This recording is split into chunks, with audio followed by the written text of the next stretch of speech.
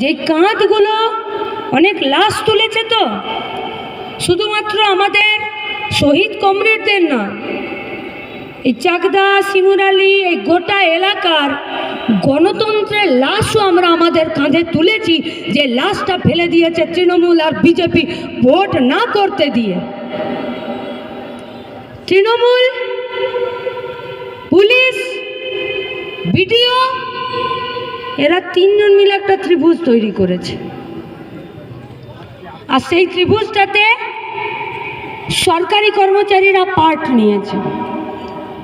Part নিয়ে যেমন একদিকে কারখানা, সরকারি চাকরি, বেসরকারি ছোট ছোট কলকারখানা, ফ্যাক্টরি সব বন্ধ করেছে। পুলিশ সেরকম গোটা রাজ্যের সাধারণ মানুষের উপরে পুলিশি জুলুমবাজি শুরু করেছে। আর তৃণমূল এই এক অংশের সরকারি কর্মচারী আর এক অংশের এই সমস্ত বেইমান আর দালাল পুলিশদেরকে নিয়ে নিজেদের পোয়া বারো করে রেখেছে, আর গরিব খেটে খাওয়া মেহনতি মানুষকে মাথা নামিয়ে বাঁচতে এরা বাধ্য করছে। কিন্তু আমরা মানুষ, তো যদি কোনো গলিতে 10-12টা কুকুর থাকে আর যদি তাকে একটা রুটি দিয়ে দেয়, তো সবাই মিলে নিজেদের মধ্যে ছেঁড়াছেড়ি কামড়াকামড়ি করতে থাকে।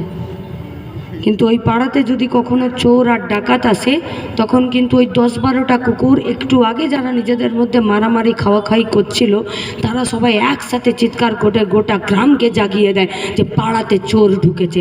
আরে हम तो इंसानों का औलाद है, हम लोगों का बस्ती में तो तृणमूल और भाजपा का डकैत ढुका है। তাহলে আমাদেরকেও তো চিৎকার করে গোটা রাজ্যের মানুষকে বলতে হবে সাবধান হয়ে যান।